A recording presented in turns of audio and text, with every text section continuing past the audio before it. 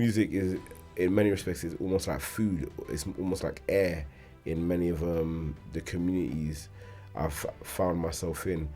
And 15 years ago, a bunch of brothers, friends, people from the ends came together, and they were tired of seeing the UK talent overlooked.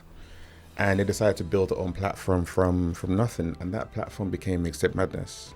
We contribute so much to this creative economy, but we don't really have that much of an economic stake in it. So I'm looking at information as in, but this record that's released, who owns it? Who's getting the lion's share of this income? What started as a small mixtape hub back in 2010 has grown into one of the most important institutions in British music. I'm not keen on saying stuff like, I made this person. It's like, nah, you're creative, you brought something to the table, I brought something to the table. The combination has allowed you to kind of amplify what you do. I'm at peace with is that balance is a bit of a fallacy. 100%. But it's still good to strive for it. And comparison is the theft of joy. A family in itself, you're operating a business. And it's a very difficult business to kind of operate. The other person I haven't mentioned in that equation would be my wife. So I think your partner, again, is very, very important that you're intentional about making time with them as well. And that you can actually get lost in just being a dad and make it secondary that you're a husband as well. And you're almost kind of taking your wife or your partner for granted. You guys started recently just developing artists on the Mixtape Madness like Kilowin, things like that. How come?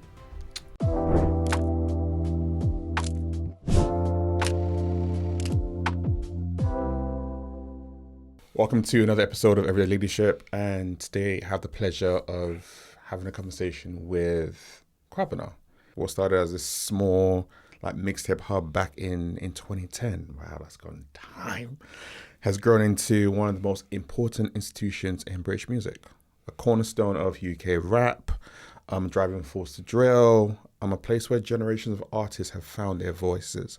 And Kwabz, also known as Kwabz, co-founded Mixtape Madness alongside Kingsley. You had Eddie, you had Andy, you had Maz in the mix, and they didn't follow a blueprint. They created one. They gave the streets a home online where no one else would. And they kept that ethos of access, authenticity, and artist development at the center of everything they have done. And that has seen their platform explode. Today, Mixtape Madness on their YouTube channel has over 1.8 million subscribers, over 1 billion combined streams. And those numbers matter because they tell a very simple truth. Mixtape Madness is no longer just a platform. It is part of culture. It has shaped sound, launched careers, and documented a movement for a decade and a half. And today, we get to sit down with one of the people who built it. How are you doing, Kwabz? Yeah, I'm extremely happy to be here. So I take it I'm doing relatively well. And overall, I just feel grateful. You know what, it's mad. Just when I started going through, I have the fortunate, should I say, of knowing you guys and being friends and seeing it build from way back when it first started out. And just to be here to celebrate 15 years. When you first started out, did you think this is where you'll get to in reality? To be honest, probably not, if I'm honest. And it's just been a journey of continuous learning. And continuous learning, I guess, especially when you come out of university, you're not fully aware that continuous learning will consist of life experiences far beyond academia. And in various ways, shape or forms, I've learned various aspects of business without necessarily picking up the textbook. So did I know that we would get to this particular point? Not fully to begin with, but maybe, around year 5, year 7, the vision was to definitely head in this direction. Mm-hmm. Let's go way back. The name Mixtape Madness, where did that come from? Do you know what? Looking back, looking back on it now, I'd pin the name more down to Eddie. Do you know what I mean? Mixtape Madness, but the aim was to compete with Dat Piff, which was a massive mixtape website in the US. Yeah. So essentially, we were just building a home for UK mixtapes, and mixtapes at the time was a great way for artists to show their skills, their arts and craft, and just give that to fans and build a way as a way of them building their audience. So you jump on mixtape, you may jump on beats that you don't necessarily have any legal ownership over, but you're giving it away for free. So you're making everyone aware that you're not monetizing this piece of content, and you're doing this on a regular basis. And I guess each time you drop a mixtape, you're meant to be kind of trying to grow your audience more and more. And mixtapes was a very pivotal tool for artists from that, I would say, UK rap, that road rap era, that, you know, UK rap era, just after, I would say, the grime generation. But time isn't linear, so of course there's a lot of crossover. Yeah. So there would be grime artists, of course, that would have had mixtapes, but I feel like their main training ground was more on the radio sets, the pirate radio stations that they'll jump on, and so on and so forth. Yeah, so in essence, that's where the mixtape part of the name comes from, and I guess the madness element. Was the madness to start it? Yeah, just probably describes the journey in and around that time. But either way, I do feel, yeah, the name was fitting for the journey that we'd gone on and the journey we were about to go on as well. Think about that journey. We're talking about Dat Piff, obviously huge in the US. In the UK, there was no one doing something similar around mixtapes. But then you also had Link Up TV, you had Jerem Daily at that point in time, who were already big, thriving platforms. So you bringing something brand new to the market, was there any doubt around, could this actually work, or? No, I feel there was enough confidence in the fact that we had seen a lot of artists still handing out mixtapes in the physical format on the high street and so on and so forth. Thus, we believed that this would be a greater way for them to scale their audience in terms of, it would be a great way for them to scale their audience because their mixtape being online, it could travel further than them handing out mixtapes to a smaller number of people offline. And so we felt there was a business model in that respect, that we knew there was a high volume of artists.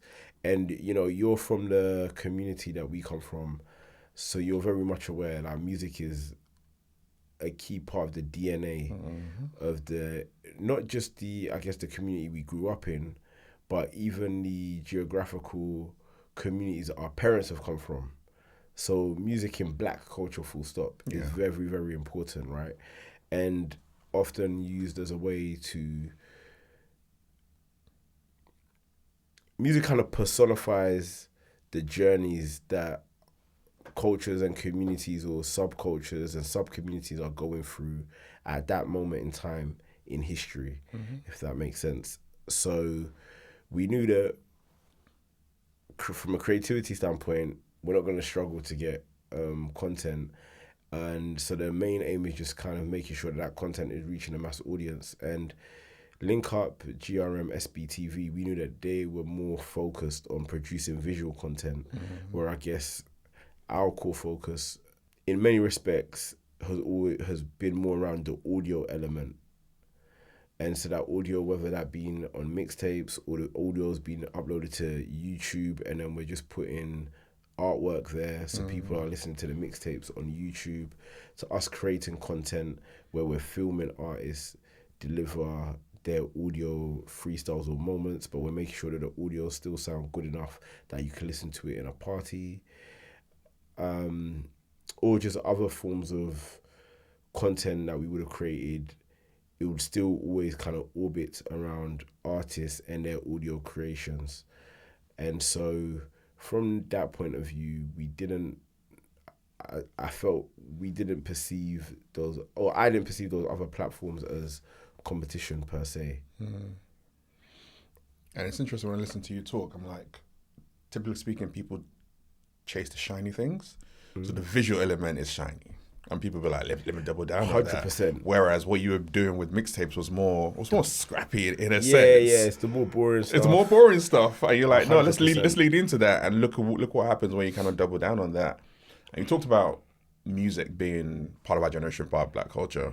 I'm curious, from your perspective, were there any artists or people that you looked at where you're like, right, there's a lot I've learned from that, whether it's people you've just watched in the States or watched here over the years, have just kind of helped you, shaped you?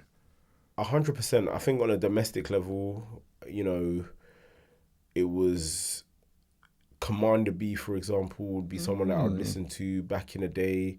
When I was going to college, I would have my TDK, which to many young people now, What's that? yeah, it's like an antique. But you'd have your TDK. I get home on Mondays. I'm listening to Deja Vu on Mondays. I would be listening to Heat FM as well.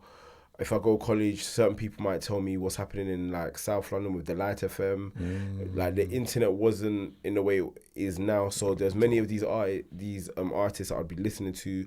I don't actually know what they look like until I go to like Palace Pavilion or Stratford Rex to go and see these artists perform. On a US level, I would listen to a certain DJ that's kind of cancelled at the moment. I would listen to his rap show. But it's true, I would listen to his rap show to hear exclusive rap tracks. Because that's the only way we could actually get access to it. Before they reach the likes of MTV Base and so on and so forth. So that's what I was doing in secondary school. There's a mutual friend that we both know, and then when he first joined my secondary school, he was a massive Nas fan as well. So bouncing off someone like that, and then collecting music through that format was very, very interesting. And I look back on it, I have two parents that I love dearly, and they were great and amazing parents, but music in another way still acted as like an older brother in many ways, shape or form, kind of informing. So you listen to some artists that could inform me about like social, political issues, some that are informing or pointing me in the direction of having a good time, catching a vibe. Yeah. And I look back on it now, it kind of also gives me an insight into, especially like I said, the internet wasn't as prevalent as then, gives an insight into narratives in other pockets of the world / society and how they correlate with what's happening on my side of the world, in my society as well. So I feel like music is, in many respects, is almost like food. It's almost like air in many of the communities I've found myself in. Wow, it's powerful. And when I think about that analogy, I can definitely relate, because there's so many elements in my life when I listen. Even now, you listen to certain tracks, it just takes you back 100%. to those times and those moments, and there's so much wisdom that you got from it, and learning and understanding where you might not necessarily gone through that experience, but you can get a better understanding and overview, which I guess it's deeper than the lyrics. It gets into your soul, and I guess you then taking that learning, thinking about what you guys created with that. Okay, let's get more and more voices out there who are not being heard, which is where the mixtape element kind of comes from. Yes, and then at uni, I studied economics and business finance as well. And I feel the thing that kept on prevailing in my mind was we contribute so much to this creative economy, but we don't really have that much of an economic stake in it. So I'm looking at information as in, but this record that's released, who owns it? Who's getting the lion's share of this income? And back then, it just wasn't the artists or the creatives in our community.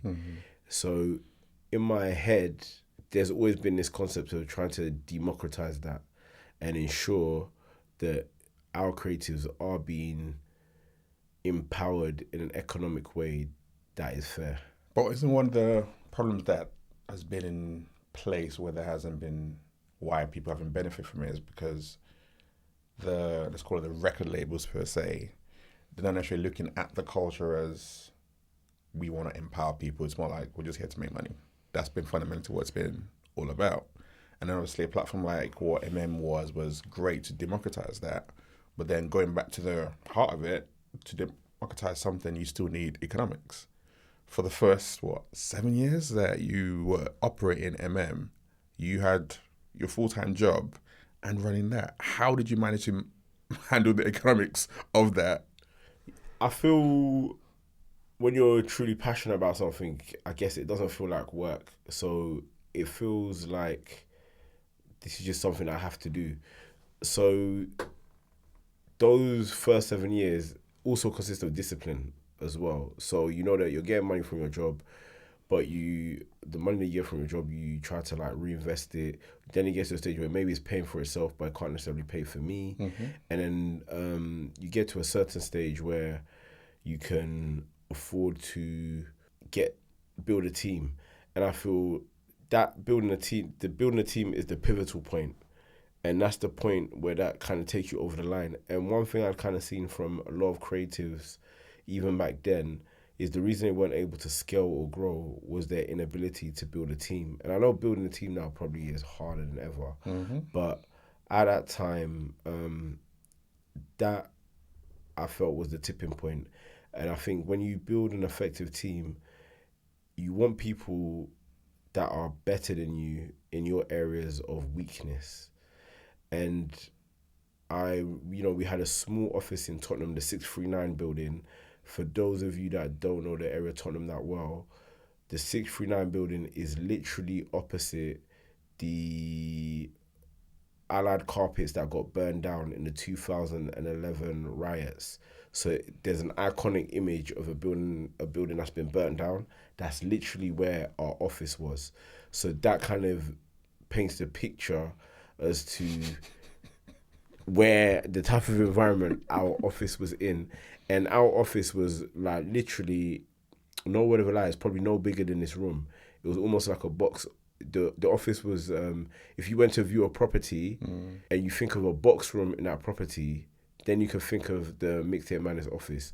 So it would maybe be a little bit bigger than a box room, but it'd be smaller than the main living room of a nice property. So, but in that office, I would say, I look back on it, those initial team members were so pivotal towards the growth and the scale of Mixtape Madness. The likes of Bilal, Oscar, Niall, Jeff, Fadumo, Gus. Those initial team members were so pivotal towards the growth and scaling of the company. Team members that followed afterwards, of course, were important and pivotal as well. But I think when you're starting a company, those first 5-10 employees can really, dictate the trajectory of where your company is going to go in a nutshell. And the importance of that your initial team is, in terms of scale, it means you're not having to do everything. So it's almost like if your company's a person, now that person could be at multiple places, having multiple meetings all at one time and addressing different aspects of the business. And that's where I'm saying when you build a team, you're complementing each other. One person's strength complements another person's weakness. And that's how it stays intact and it can kind of grow from there. But in building a team, you've also got to kind of understand and encourage your team members' growth and development. So as I'm learning in the business, I also have to ensure that my team members are learning as well.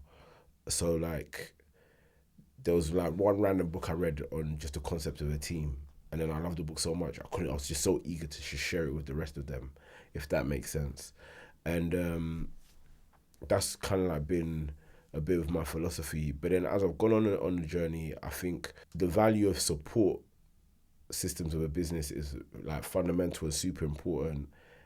That maybe a lot of us initially take for granted if we've got no experience in business or we haven't worked at certain companies and so on and so forth.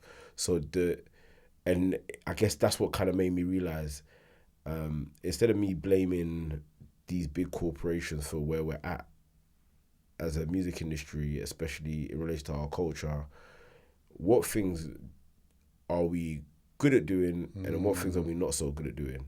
Do you know what I mean? So the actual creative element, which we deem as the most important part, and it is very, very important, do we sometimes allow that to eclipse other aspects such as HR, legal, finance? The core fundamental structures of business. And like, you know, even just technical IT support. What does that look like? And I say, and even the last one, you know, people think like, why would IT support, or why does that become important? And it's extremely important, and it's something that a lot of artists, managers, or music companies that are starting up, they don't do.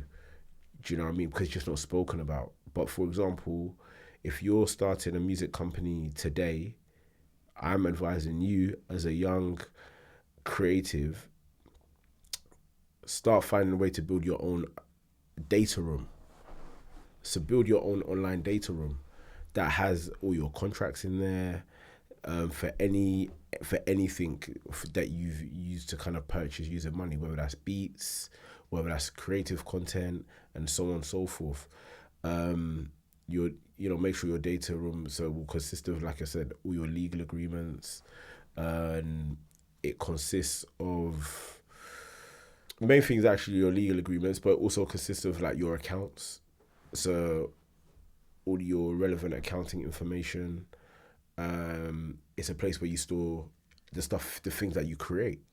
So make sure that, you know, you're storing somewhere the tracks that you create, which includes the stems.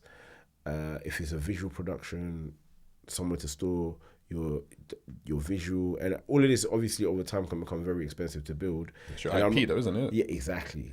There we go. So that IT infrastructure is there to ensure that you're securing and you're locking down your IP, and the value in that is so important, because I've come across now, there's so many artists that I've come across that might want to sell their catalogue, for example, but because they haven't got that data room there and they haven't got their IP in order, on paper someone might tell them your catalogue is worth £1 million, but for our due diligence we need A, B, C and D. They can't produce A, B, C and D. There's no £1 million.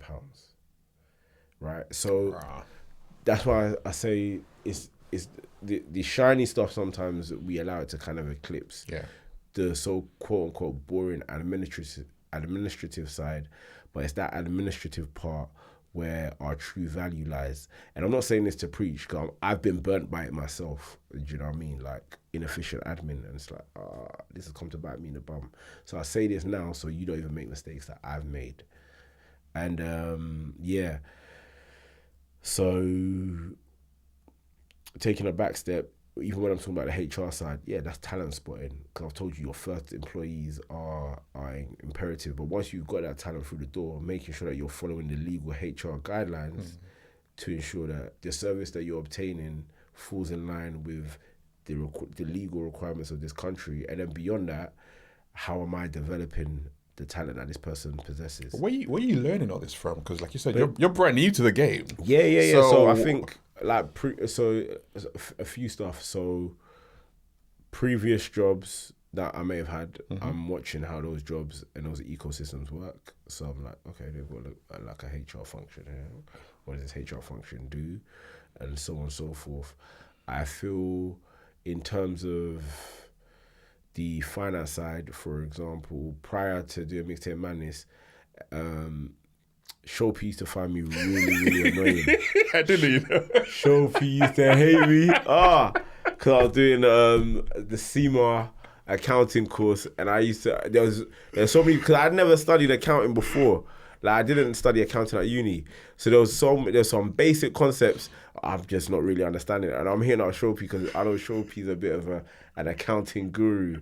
But fair play to Shopee, he would always respond and come back to me. I was like, this guy must be pissed. He must be fuming.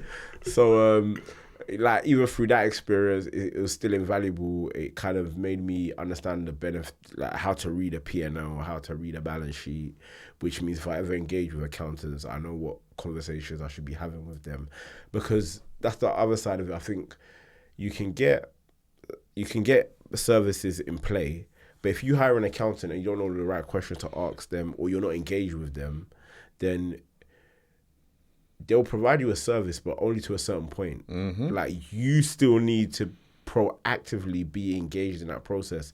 And there's so many creatives, they're like, oh yeah, no, I had an accountant, but my finances have gone wrong.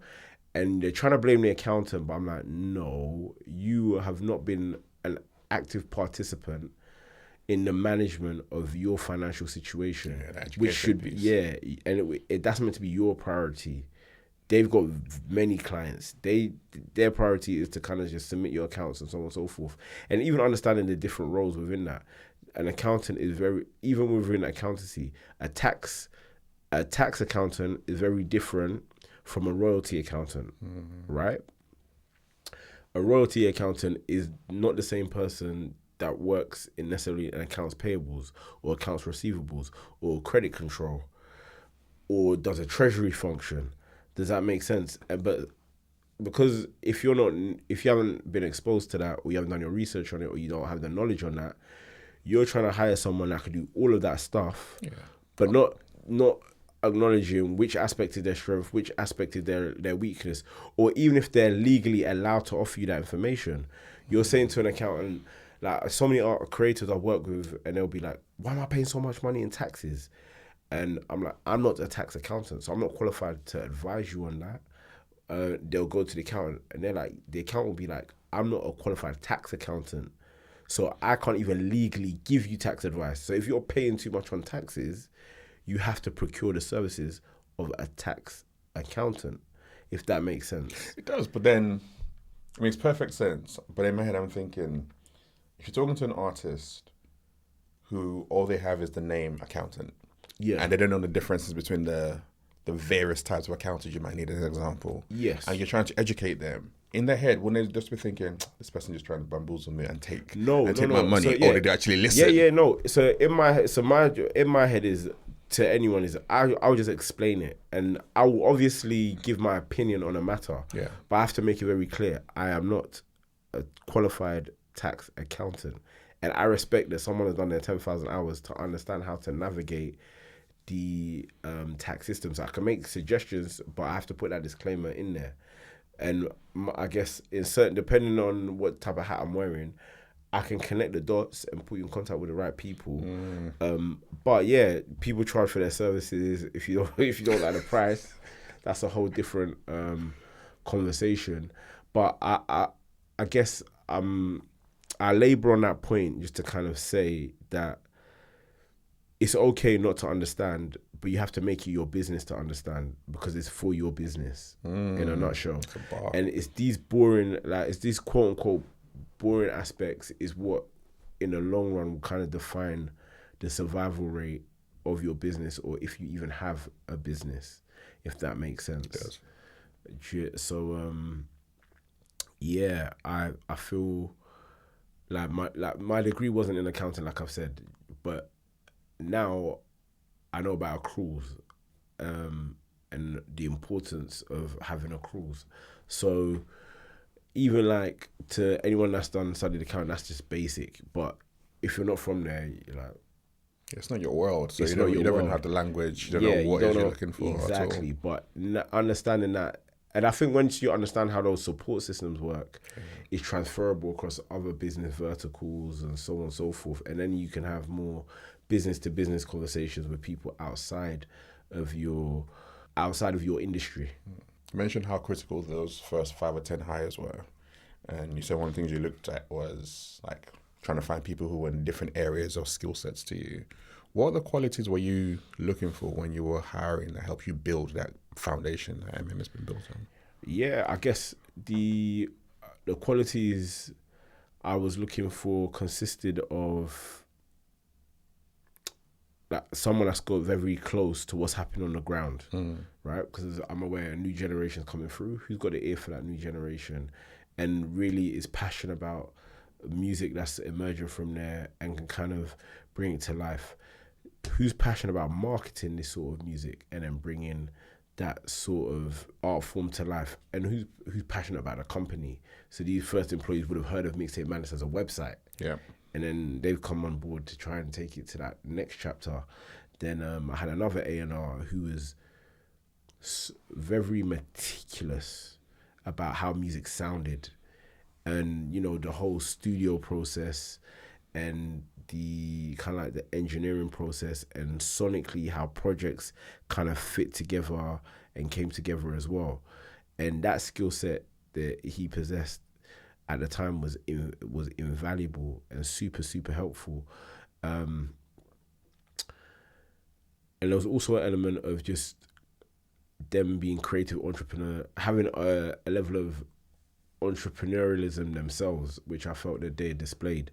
Like the young lady who was helping us with marketing, I felt that yes, marketing was one skill set, but she also had entrepreneurial ideas in helping to take the brand into new spaces.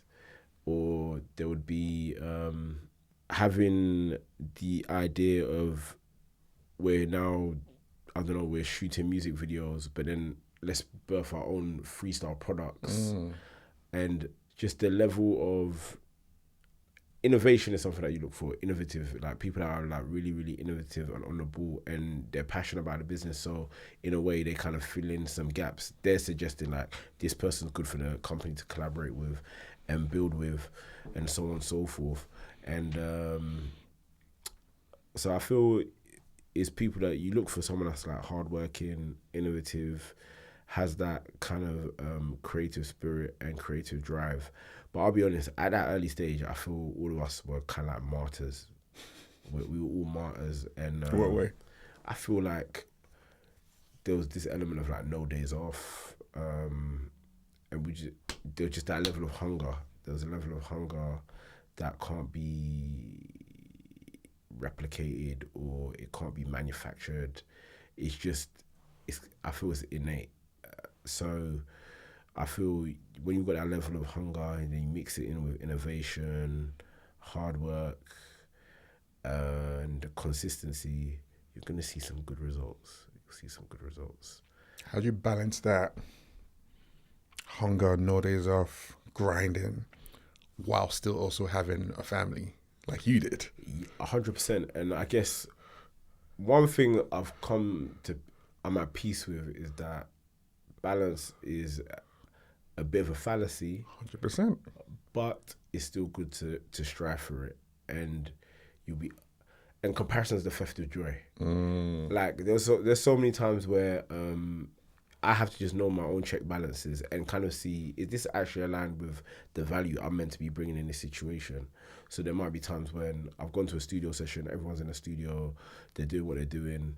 But I've told myself, no, I actually want to make sure that I'm doing school drop off in the morning. So I'm going to leave here relatively early, but it's not hindering nothing if I leave it relatively early, because the team that's here in place, they're more than competent to make sure that the required result gets delivered. And I feel it's making those commitments, and in a way there's multiple commitments at play here, right? There's even when we're talking about balancing family life, I think a family in itself, you're operating a business. And it's a very difficult business to kind of operate. But the bigger and bigger your family gets, and bear in mind now I've got 4 kids. So that's you got a big family. Yeah, so that's 6 human beings effectively. So there's so many things that I'm supposed to do that I don't necessarily do, and it's like, but I do it for my business. How am I not doing it for my house, and so on and so forth? But realistically, yeah, you need to be plugging those numbers into spreadsheets now because your family's that size.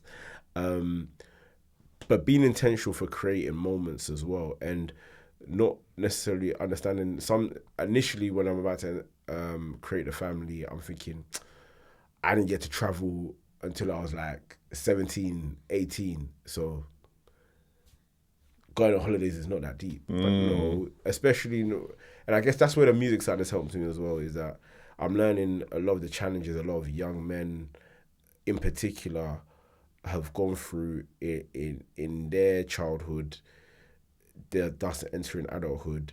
And it's also told me like, right, these things that we think are normal are not normal, and the effects can be extremely adverse. How do I prevent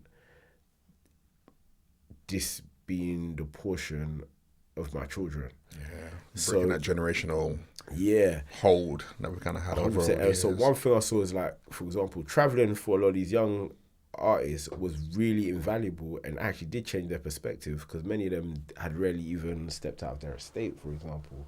So I guess when you've got a family, you've got to be intentional. Like, we need to try to put in some holiday time. And that holiday time doesn't have to even consist of leaving the country. It might just be going to another part of the country, or even going to stay with family that just live in an area that's nowhere near your area. Just that change of environment, change of scenery, creating those intentional moments with your family, like, is priceless. But doing that on a consistent basis, and that's why it's even something little as taking them to school in the morning at that time of my career was like really important to me, because this is where we're having priceless conversations. And I remember having priceless conversations with my parents during that period of time. But like I said, when you've got a family, you're not only building relationships with your family as a whole, but you're also building relationships with various individuals within that family as well, because every individual in that family has got their own specific needs that need to be catered for. Like none of my children are the same.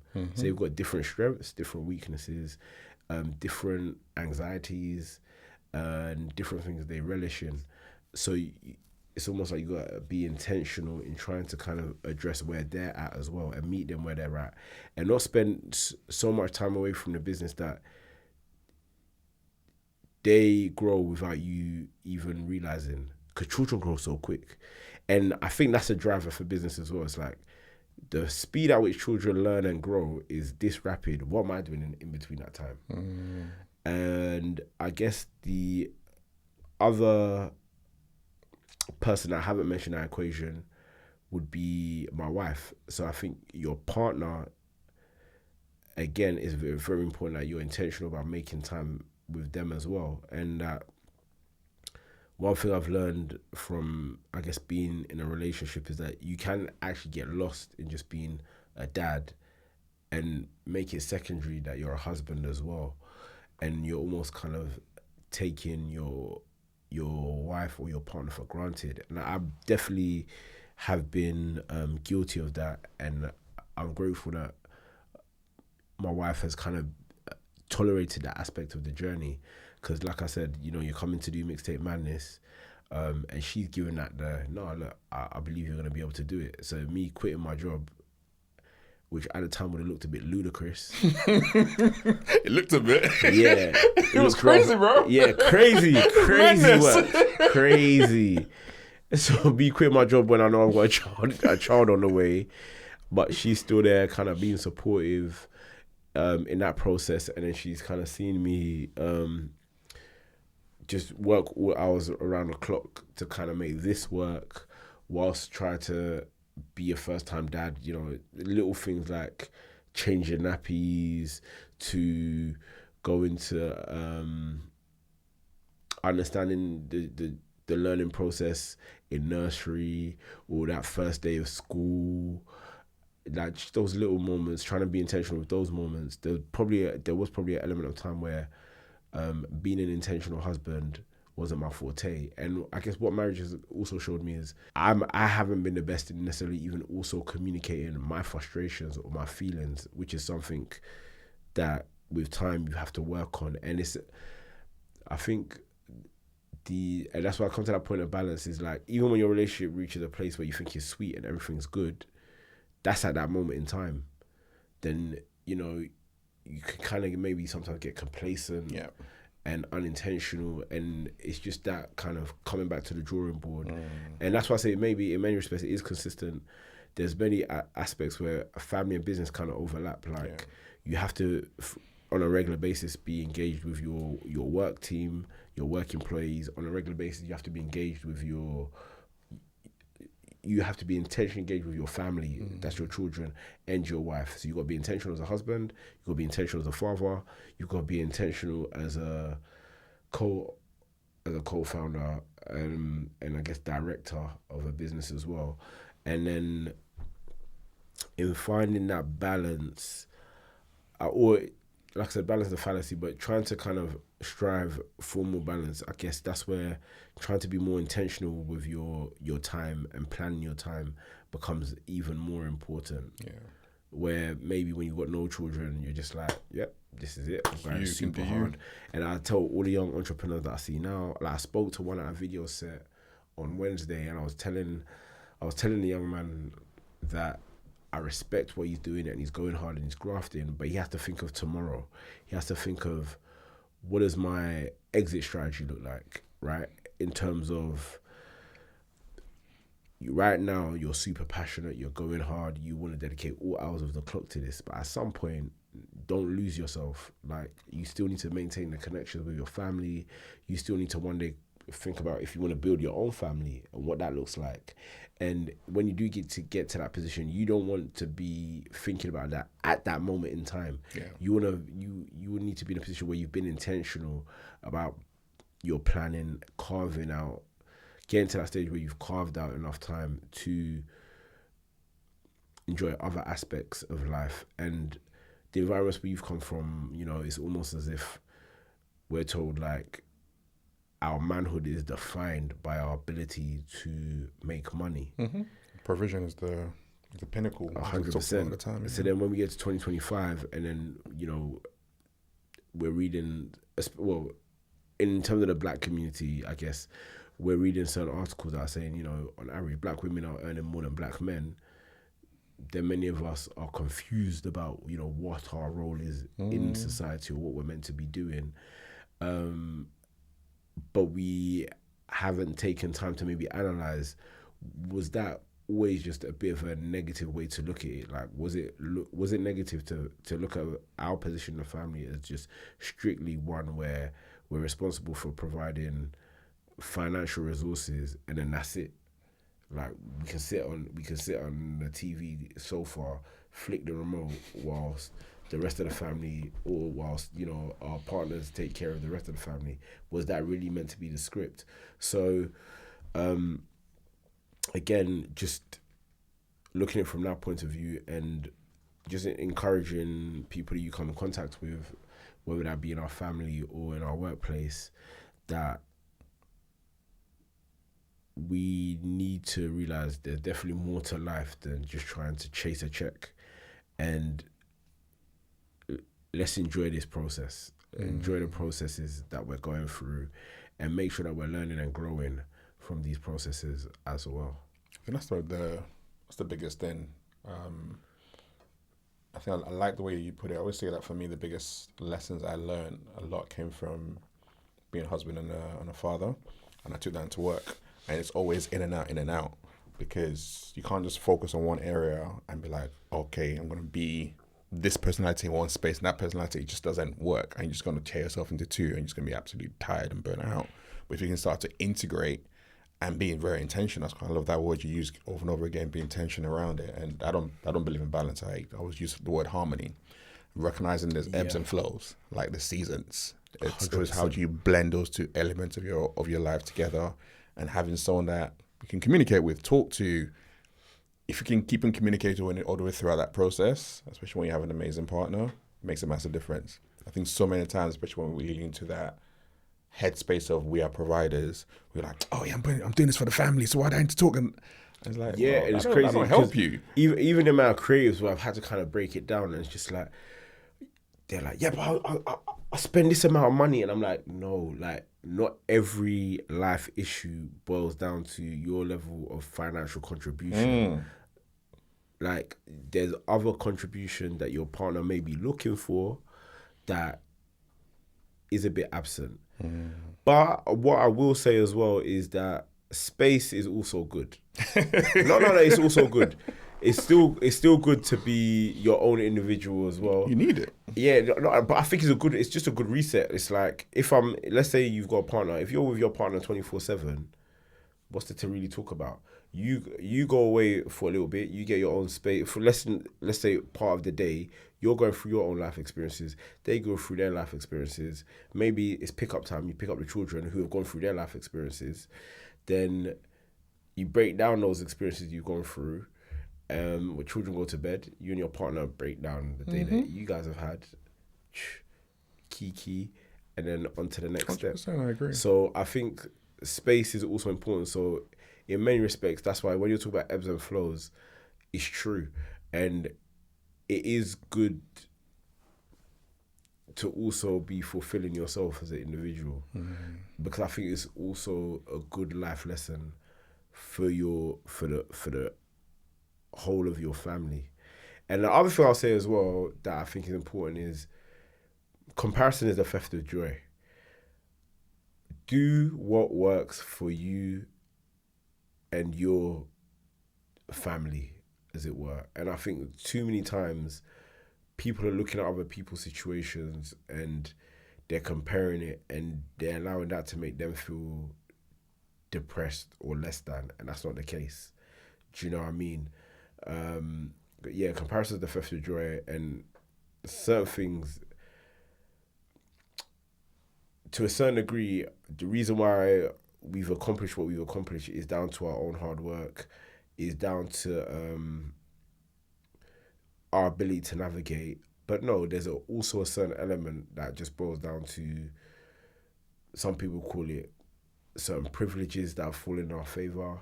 Some people just say down to just God. Do you get what I'm saying? And we have to have that level of humility and understanding that not everything was just purely down to I. Some, part of the reason why you accomplish things is due to, like I said, your team. Yeah. And which is why I say it's important to build a team. Partly down to your family, which is why it's important to, build with them and pound with them. And then there's another element where it's just due to forces beyond your control. And like I said, we can say that that's God. I know there's other people you might define it as something else, but whatever you define that as, just know that it's not all you. It's not all you. And I think it's really important to kind of take that on board and kind of ground yourself in that space as well, because I think, and this week actually it's been a bit of a thought on my mind, because I've seen the horrific things in that Diddy documentary, but I guess the part that kind of really stuck with me was just more a case of, on a much smaller level, not on the same level, but on a much smaller level, do I understand, or have I seen examples of how creatives or business owners get to a headspace where they can intentionally disregard like the value of other people. And then I tell myself, yes, I can see how people get to that place, because they get to a stage where they actually believe in their own grandiosity. They believe that it is all I. So it's almost like they start to develop a bit of a God complex. Do you know what I mean? And it's important to see divinity in yourself, don't get me wrong. But no, this is not all you. Do you know what I mean? There's so many different facets that have contributed to you getting to this place. But the minute where you believe it's solely I, then for me, that's when you can reach a place where you can justify doing some very, very peculiar, crazy things. Yeah, that's when the ego's fully owned you. And you're like, I'm the one, I'm the 100%. Man, I'm doing this, I'm self-made, exactly. all that kind of talk. So we do understand the importance of ego. Yes. Don't get me wrong, and believe it, because even to be a successful entrepreneur, to be even a successful creative, requires a lot of self-belief. Yeah. Because you're trying to do have to. something that, you know, I've seen creatives where it's like, if you're being rational, you're not going to do this. Well, if I'm being rational, I'm not going to go into Mixtape Madness or try to set up a business. So there is an element of ego that is important. But like you said, just when it goes all the way to the other side of that spectrum, Houston, that's when we've got a massive I problem. guess that's where you're also good to have people around you that can check you. Yeah, 100%. And that can be like, and not people that say, and that's why I say those enablers. Yeah, and that's why I'm saying those team members are important. That's why family is important. Family will provide you that with the G check. Like, you come home and it's like, no, you're not that. Whatever they're telling you in that magazine Leave it there. or on that TV show, you're not that guy. So don't think you're coming in here trying to act like that. Do you know what I mean? Even your children will humble you. One time. Like, daddy, turn that off. Or, do you know what I mean? And it's almost like, you see them people that will say they've gone to a parents' evening and no, their child has drawn a picture of them at school and there's a picture of them holding the phone. And then it's just like, the parent will look at it and be like, wow, this child has literally just told me in a very polite way, I'm spending way too much time on my phone instead of spending time with them. Do you know what I mean? So even like when some children will be like, Daddy, are you on Instagram? And I'm like, oh, no. Do you know what I mean? No, you know what? Maybe I actually need to intentionally, there's time to just put the phone away, lock it up, hide it, and then just spend time with the family.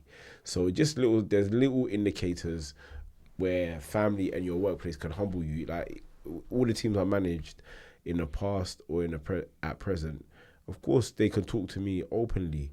And even when you're having those one-on-one reviewing sessions, part of that one-to-one is, let me know what I can do better, or let me know ways in which you feel I haven't necessarily supported you in A, B, C, and D.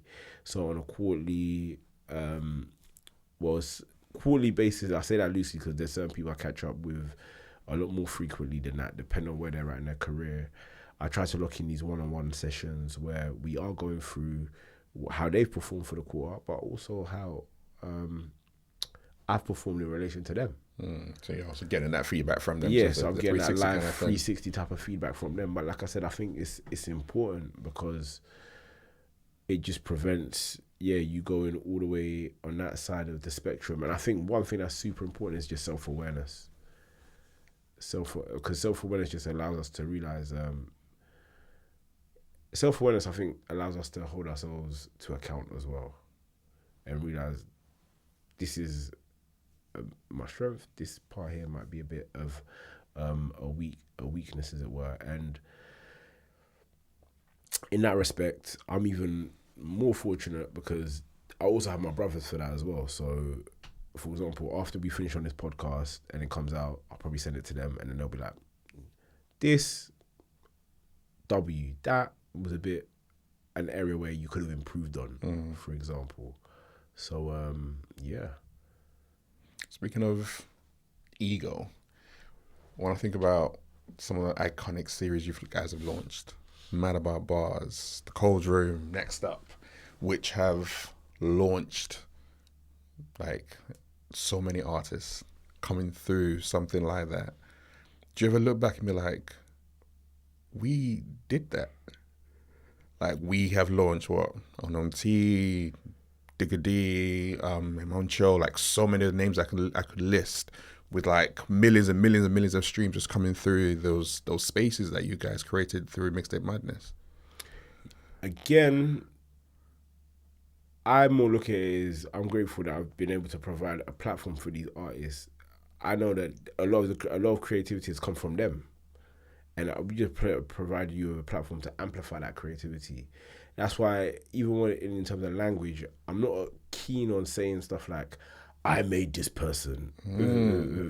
It's like, nah, you're creative. You brought something to the table. I brought something to the table. The combination has allowed you to kind of amplify what you do and take it to another level. That's a blessing. Congrats. Do you know what I mean? And even if we're not working together tomorrow, I'm still happy that I played a part in taking you to this point and moving on from there. Oh, it's a very humble. No, I think it's just life. I think like for example, you own a business, you employ staff. Staff could be doing super well, super great. One day that staff member decides to leave.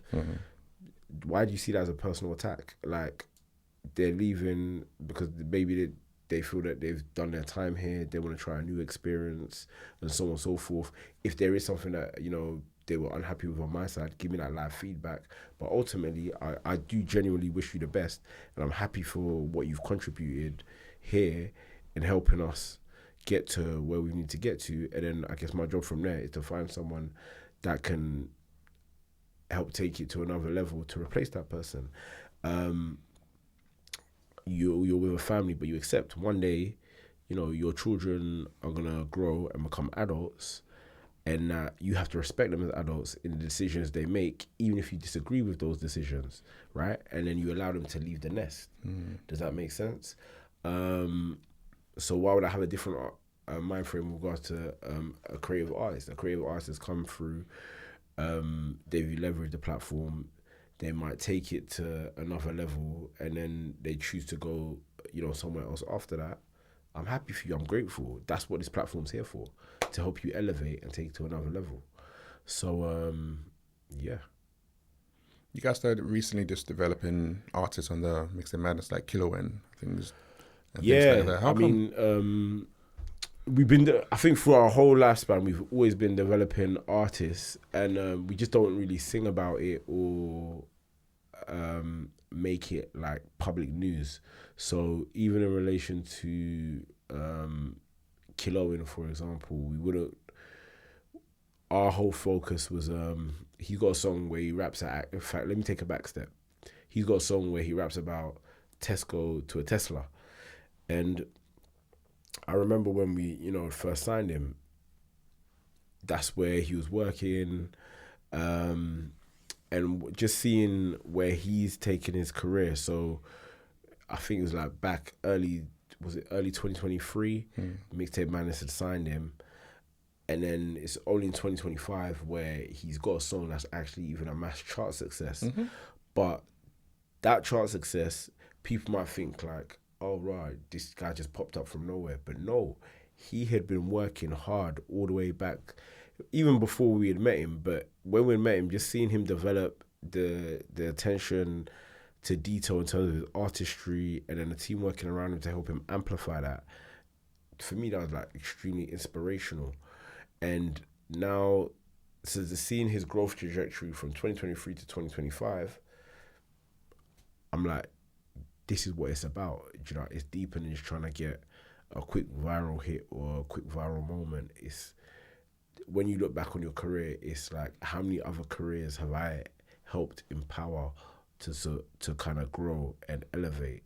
And I feel when it's all said and done, that's the element that will kind of give peace, bring peace to one. So when I listen to you talk about MM, it reminds me of what I'll call the old school A&R, where they spend time really investing in their artists to like, this is the business, this is how you do things, it's not overnight success, it's not the flashiness, and you guys are really embedding that educational piece into the people that you work with in all the different aspects that they come across you, to ensure that they actually elevate and do better. It's not about just stay with us, but it's like, no, we want to make you better artists, creatives, business people, 100%. and elevate that on a consistent basis. Like, we were arguing with artists about, because I think I remember there was one time I got like, I remember it was just so difficult to get financial statements or understand what costs were being applied to artists. For one artist that was in a deal. So I was like, no, we don't really want to operate like that. So just live in real time, like we're talking to artists and their teams, these are the invoices that are coming through against your project. Like, this is the budget we got in place. Let's try to stick to that budget. We're starting to go over budget. This is how you're performing in relation to the budget. Like, you just try to have these open, transparent, frank conversations with creatives and their relevant team, because effectively, in many respects, they're your business partners. Do you know what I mean? You're partnering up to kind of launch products that you hope will be successful during that time you're working together.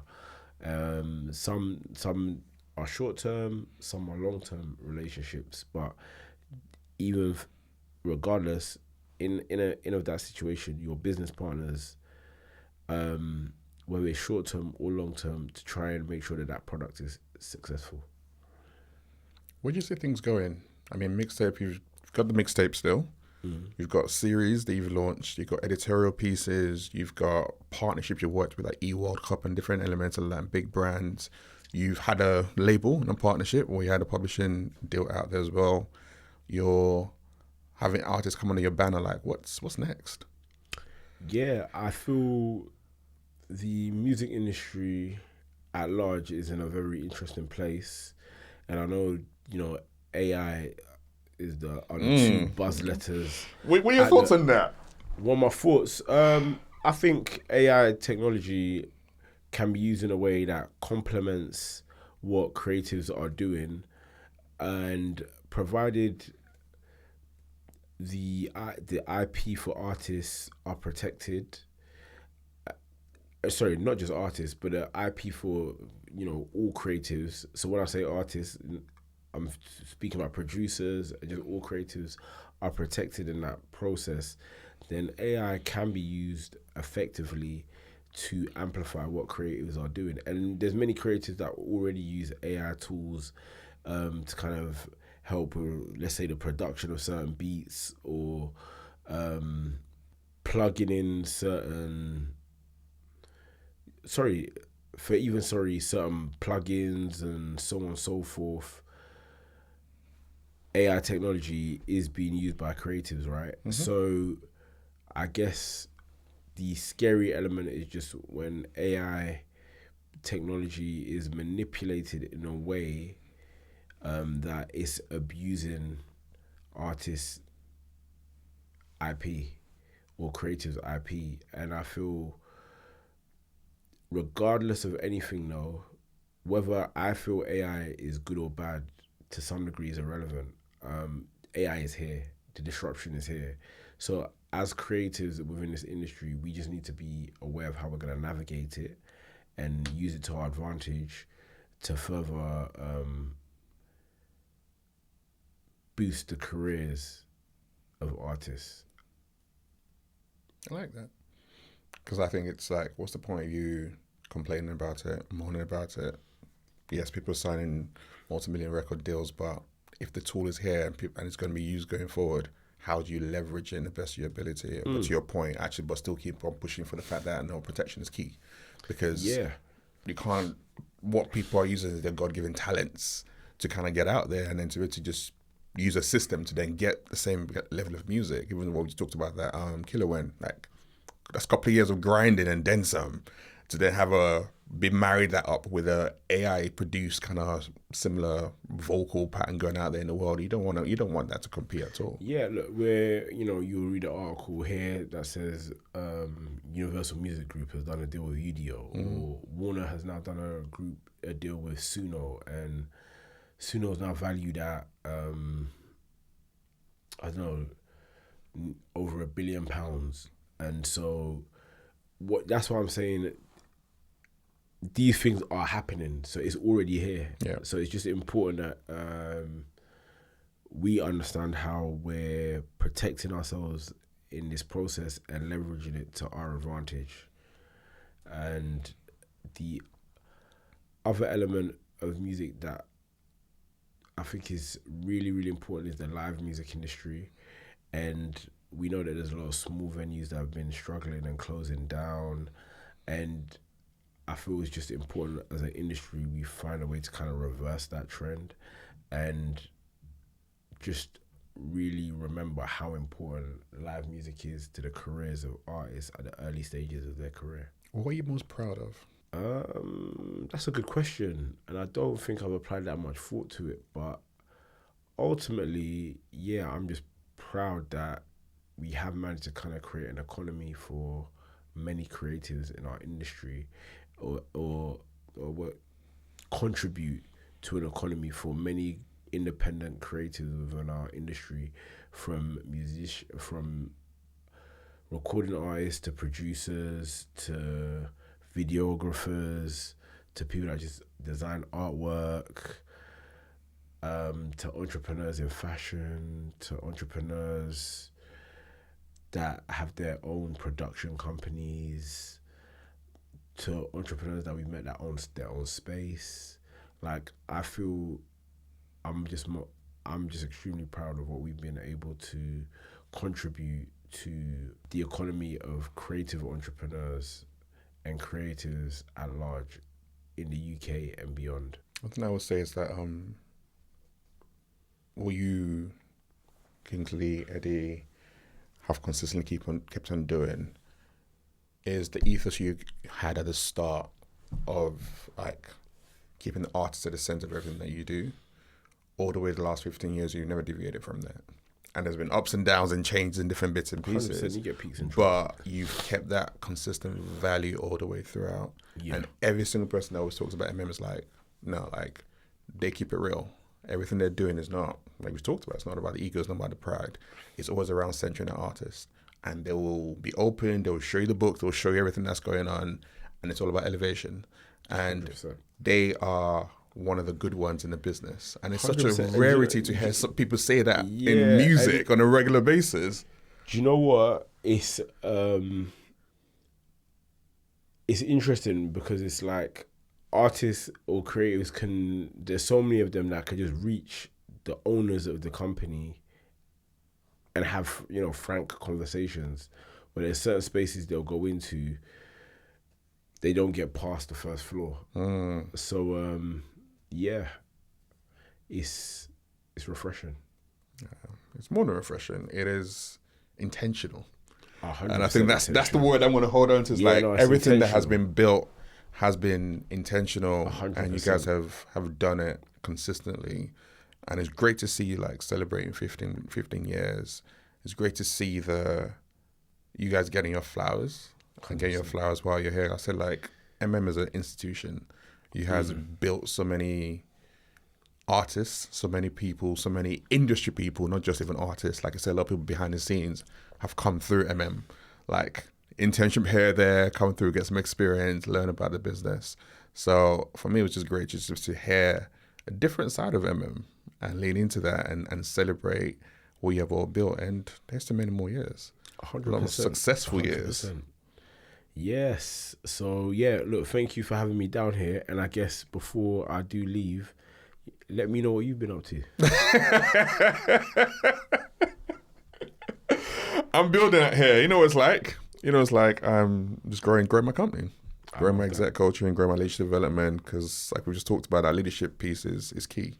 Whether it's personal, professional, the more we can actually get people to think very, very different around their leadership. Yeah. The better humans that we create and the better people that we have in our environment, and that kind of multiplies and that grows. So 100%. Being able to do that through mindset shift and then have the podcast to talk to amazing people like you and learn from, and also elevate what you're doing, that for me is what my legacy is all about. Beautiful. I love that. Thank you very much. You're welcome. Really appreciate this conversation. This is Everyday Leadership. We'll see you next time.